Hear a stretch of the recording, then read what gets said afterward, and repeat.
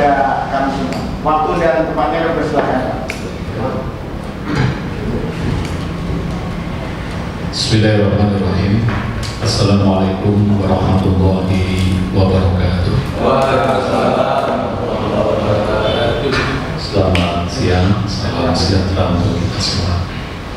Pertama yang saya hormati orang tua kita, Bapak Abdullah, kita doakan mudah-mudahan beliau senantiasa diberikan kesehatan oleh Allah Subhanahu wa Ta'ala, sehingga terus masih bisa memberikan pendampingan dalam perjuangan kita untuk Kota Bekasi yang lebih baik ke depan, insyaallah. Juga yang saya hormati Bu Zen Mutawali, Bu Warnadi, dan seluruh sahabat-sahabat saya yang tergabung dalam federasi, 6 federasi yang tergabung dalam keluarga besar SPS. Saya hadir bersama dengan Pak Tunggal Pamungkas. Saya kira beliau sudah cukup panjang ya, bersama-sama dengan Bapak Ibu semua. Beberapa hal saya ingin sampaikan. Yang pertama, saya bersyukur sini sudah yang kedua kalinya saya duduk di depan. Pertama, beberapa bulan yang lalu sebelum pemilu legislatif, menjelang pemilu legislatif. Saat itu saya ingat betul, kata Warnadi, kita doakan mudah-mudahan terpilih kembali.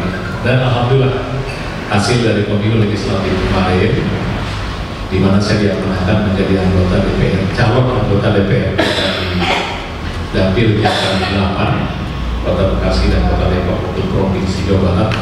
Saya berada di ranking pertama untuk perolehan suara dalam pemilu legislatif tahun 2024 kemarin. Terima kasih juga, mudah-mudahan ini menjadi modal besar kita untuk membawa perubahan ke depan. Bapak Ibu hadirin sekalian rahimakumullah, betul apa yang disampaikan oleh orang tua kita tadi, Pak Abdullah, ya, bahwa untuk bisa melakukan perubahan memang tidak ada pilihan. Saya harus masuk dalam ke ruang sebelah.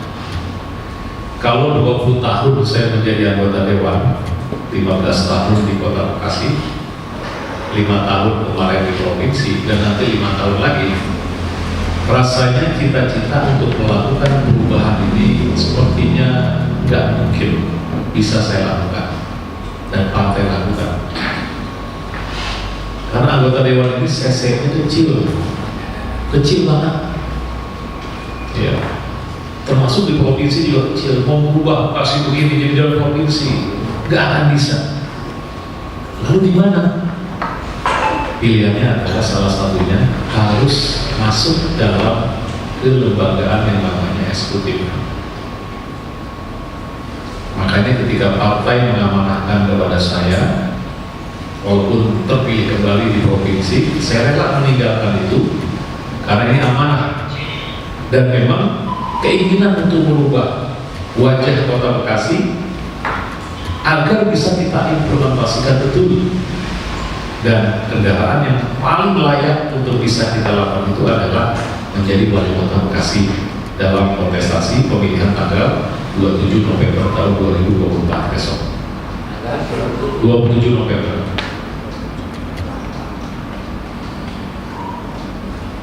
Jadi trias politika yang hari ini ada di negara kita, legislatif, yudikatif, dan eksekutif, yang katanya kekuasaan itu dibagi secara rata di 3 lembagaan, pada kenyataannya sangat eksekutif sentris.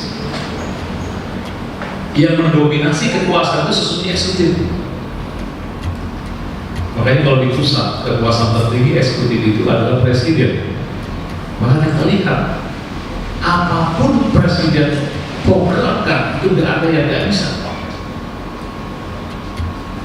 Ya. Kenapa? Karena genggaman kekuasaan itu memang ada di presiden sebagai eksekutif tertinggi dalam kepemimpinan nasional. Kalau kepemimpinan provinsi namanya gubernur, kalau kepemimpinan kota dan kabupaten namanya bupati dan wali kota. Katanya maka bismillah, dengan amanah ini saya siap, ya, tapi tujuannya bukan untuk gagah-gagahan, tapi tujuan kami ingin merubah bagaimana kondisi Kota Bekasi yang kita lihat hari ini banyak sekali hal-hal yang perlu kita perbaiki ini harus kita jadikan sebagai ladang amal kebaikan kita, sehingga mudah-mudahan saya yakin 2024 ini kondisi Bekasi akan lebih baik lagi, insya Allah. Itu yang pertama. Yang kedua, apa modal yang akan kita bawa untuk melakukan pertarungan itu? Karena dalam setiap pertarungan kita harus mengukur modal kita apa. Jangan kita ikut dalam pertarungan, kita belum tahu posisi kita ada di mana. Kalau dalam pertarungan politik yang pertama, tadi saya sampaikan di awal, PKS partai pemenang dengan 11 kursi, PDIP 9, Golkar 8, Gerindra 6, PAN dan PKB masing-masing 5, P3, PSI dan Demokrat masing-masing 2. Jadi dengan 11 kursi itu modal, di mana kita satu-satunya partai yang sudah bisa sekaligus punya tiket, cuma PKS. Kalau tiket ini harganya 20% dari jumlah kursi. Kalau kursinya 50 berarti 10 kursi. Yang 10 bahkan lebih hanya PKS, yang selebihnya masih di bawah 10. Jadi tiket kita sudah punya. Dan satu-satunya partai yang sudah secara resmi ya kita, yang lain kan belum, masih bertarung di internalnya masing-masing. Artinya modal awal ini menjadi modal yang menurut saya perlu saya optimalkan betul, sehingga hari-hari ini adalah hari-hari di mana saya membangun jaringan bersilaturahim, jumpa dengan seluruh elemen masyarakat dari berbagai level atau gerakan, agama, pendidikan, dan sebagainya, termasuk pertemuan pada siang hari. Itu yang pertama. Di modal dasar kita sudah cukup dari apa yang ditentukan dalam perundang-undangan. Yang kedua, tadi saya terima kasih orang tua kita Pak Abdullah sudah menyampaikan semangat kita dengan SPSI dengan PKS sama lah. Dan saya tidak perlu banyak bicara bagaimana PKS ini betul-betul, kalau saya lihat di struktur PKS itu salah satu partai yang di dalamnya khusus ada bidang ketenaga kerjaan, buruh, nelayan dan petani. Nah, kalau dikasih ketuanya Pak Tunggul Pamungkas. Karena kita memandang teman-teman buruh dan karyawan ini adalah satu kelompok yang luar biasa, yang mampu bisa menentukan wajah negara ini, wajah provinsi ini, dan wajah kota dan kabupaten ini.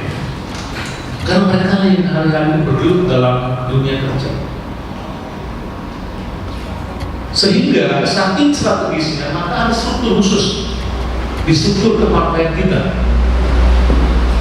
Dan setiap kali kebijakan-kebijakan terkait dengan buruh, maka saya pastikan PKS selalu mengawal, PKS selalu membersamai, mulai dari Omnibus Law, Undang-Undang Cipta Kerja dan seterusnya.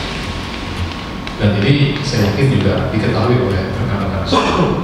Jadi semua kita ini punya semangat yang sama untuk bagaimana meningkatkan kesejahteraan, meningkatkan pendidikan terkait dengan kelayakan hidup untuk teman-teman sahabat-sahabat saya di buruh yang selama ini sering kali hanya dijadikan sebagai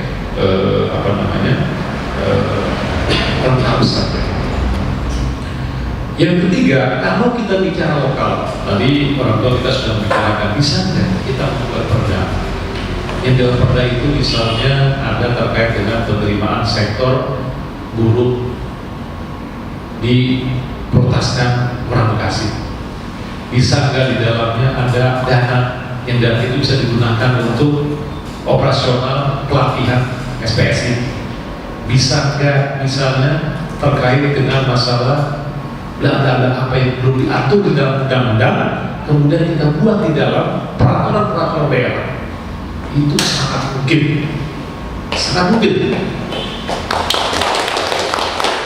Bahkan kalau kita mau main-main komitmen sekaligus sesi, silakan SPSI buat narasinya, apa MOU-nya, ya. Saya siap menandatangani asal saya siap menandatangani itu MOU itu disebut nanti jika bla bla bla bla gitu ya.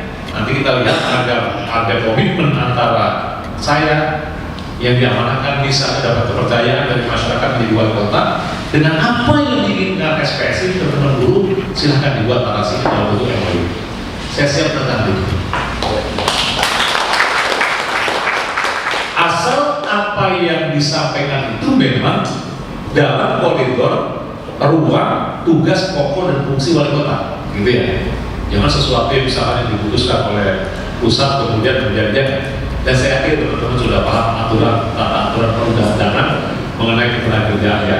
Silahkan mana yang bisa diatur oleh pejabat tingkat daerah, baik bupati wali kota yang belum diatur dalam undang-undang, gitu ya. Silahkan diterjemahkan, dinarasikan, dan itu menjadi MOU antara kami dengan SPSI misalnya. Saya siap. Asal tadi kita harus bersama-sama menggerakkan juga mesin ini secara cantik ya, agar kemudian bersama-sama untuk memenangkan di dalam kontestasi pilkada tahun 2024. Jadi sederhananya itu Pak Abdullah, saya siap gitu ya. Tadi beberapa poin silahkan diterjemahkan ya. Agar apa? Agar jika masyarakat nanti memberikan kepercayaan, evaluasinya ada. Oh iya, dulu yang diminta ekspresi itu poin ini. Ternyata tahun pertama udah bisa. Tahun kedua seperti apa perda? Kalau perda ini kan jalurnya ada dua ya. Ada jalur given dari eksekutif, biasanya wali kota, gubernur itu menyerahkan setiap tahun perda. Jadi rancangan perda yang akan dibahas tahun yang akan datang.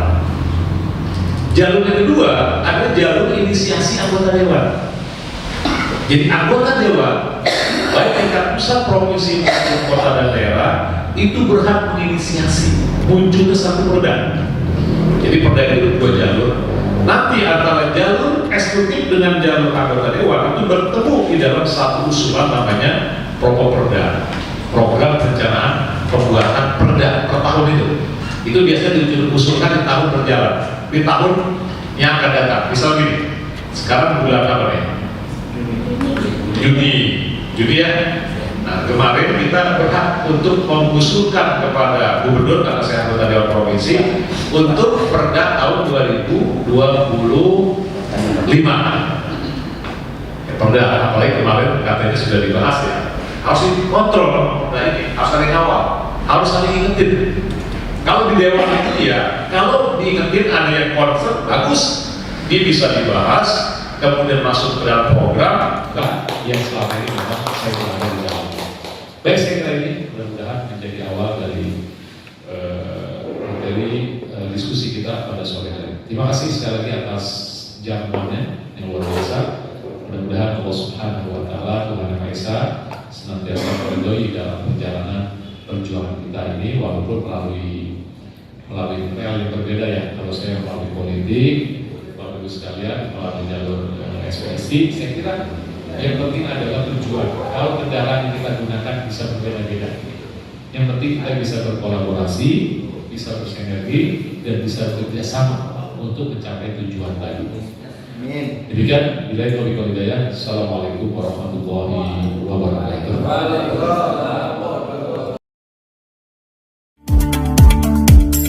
Kawan-kawan, jangan lupa like, komen, share, dan subscribe channel Lem TV Bekasi di bawah ini. Jangan lupa ya.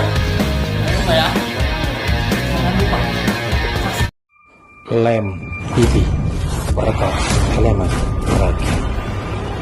Lem TV berkat elemen rakyat.